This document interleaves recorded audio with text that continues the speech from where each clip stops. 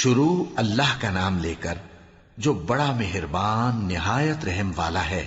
سب تعریف اللہ ہی کو ہے جس نے اپنے محبوب بندے محمد صلی اللہ علیہ وآلہ وسلم پر یہ کتاب نازل کی اور اس میں کسی طرح کی کجی اور پیچیدگی نہ رکھی، بلکہ سیدھی اور سلیس اتاری تاکہ لوگوں کو عذاب سخت سے جو اس کی طرف سے آنے والا ہے ڈرائے، اور مومنوں کو جو نیک عمل کرتے ہیں خوشخبری سنائے کہ ان کے لیے ان کے کاموں کا نیک بدلہ یعنی بہشت ہے جس میں وہ ہمیشہ رہیں گے، اور ان لوگوں کو بھی ڈرائے جو کہتے ہیں کہ اللہ نے کسی کو بیٹا بنا لیا ہے۔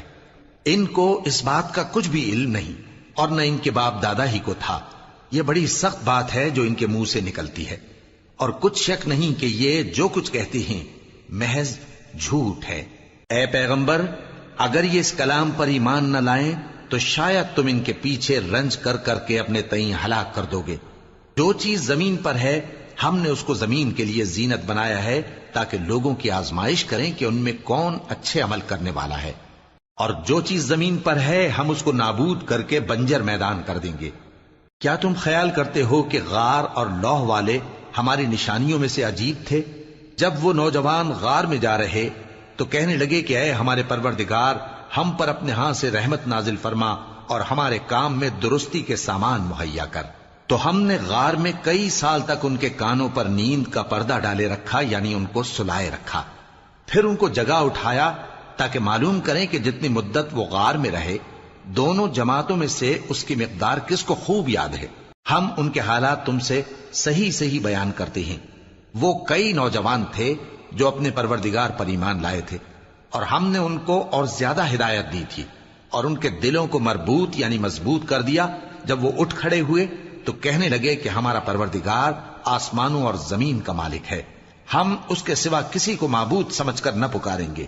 اگر ایسا کیا تو اس وقت ہم نے بے عقلی کی بات کی۔ ان ہماری قوم کے لوگوں نے اس کے سوا اور معبود بنا رکھے ہیں، بھلا یہ ان کے معبود ہونے پر کوئی کھلی دلیل کیوں نہیں لاتے؟ تو اس سے زیادہ کون ظالم ہے جو اللہ پر جھوٹ باندھے؟ اور جب تم نے ان مشرکوں سے اور جن کی یہ اللہ کے سوا عبادت کرتے ہیں ان سے کنارہ کر لیا ہے تو غار میں چل رہو، تمہارا پروردگار تمہارے لیے اپنی رحمت وسیع کر دے گا اور تمہارے کاموں میں آسانی کے سامان مہیا کرے گا۔ اور جب سورج نکلے تو تم دیکھو کہ دھوپ ان کے غار سے داہنی طرف سمٹ جائے، اور جب غروب ہو تو ان سے بائیں طرف کترا جائے، اور وہ اس غار کے کشادہ حصے میں تھے۔ یہ اللہ کی نشانیوں میں سے ہیں، جس کو اللہ ہدایت دے وہ ہدایت یاب ہے، اور جس کو گمراہ رہنے دے تو تم اس کے لیے کوئی دوست راہ بتانے والا نہ پاؤ گے۔ اور تم ان کے متعلق خیال کرو کہ وہ جاگ رہے ہیں حالانکہ وہ سوتے ہیں، اور ہم ان کو دائیں اور بائیں کروٹ بدلاتے تھے، اور ان کا کتا چوکھٹ پر دونوں ہاتھ پھیلائے ہوئے تھا۔ اگر تم ان کو جھانک کر دیکھتے تو پیٹ پھیر کر بھاگ جاتے اور ان سے دہشت میں آ جاتے۔ اور اسی طرح ہم نے ان کو اٹھایا تاکہ آپس میں ایک دوسرے سے دریافت کریں۔ ایک کہنے والے نے کہا کہ تم یہاں کتنی مدت رہے؟ انہوں نے کہا کہ 1 دن یا اس سے بھی کم۔ انہوں نے کہا کہ جتنی مدت تم رہے ہو تمہارا پروردگار ہی اس کو خوب جانتا ہے، تو اپنے میں سے کسی کو یہ روپیہ دے کر شہر بھیجو، وہ دیکھے کہ نفیس کھانا کون سا ہے تو اس میں سے کھانا لے آئے، اور احتیاط سے آئے جائے اور تمہارا حال کسی کو نہ بتائے۔ اگر وہ تم پر دسترس پا لیں گے تو تمہیں سنسار کر دیں گے یا پھر اپنے مذہب میں داخل کر لیں گے، اور اس وقت تم کبھی فلاح نہیں پاؤ گے۔ اور اسی طرح ہم نے لوگوں کو ان کے حال سے خبردار کر دیا تاکہ وہ جانیں کہ اللہ کا وعدہ سچا ہے، اور یہ کہ قیامت جس کا وعدہ کیا جاتا ہے اس میں کچھ شک نہیں۔ اس وقت لوگ ان کے بارے میں باہم جھگڑنے لگے اور کہنے لگے کہ ان کے غار پر عمارت بنا دو۔ ان کا پروردگار ان کے حال سے خوب واقف ہے۔ جو لوگ ان کے معاملے میں غلبہ رکھتے تھے وہ کہنے لگے کہ ہم ان کے غار پر مسجد بنائیں گے۔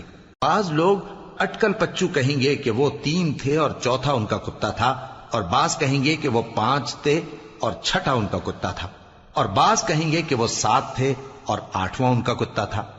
کہہ دو کہ میرا پروردگار ہی ان کے شمار سے خوب واقف ہے، ان کو جانتے بھی ہیں تو تھوڑے ہی لوگ جانتے ہیں۔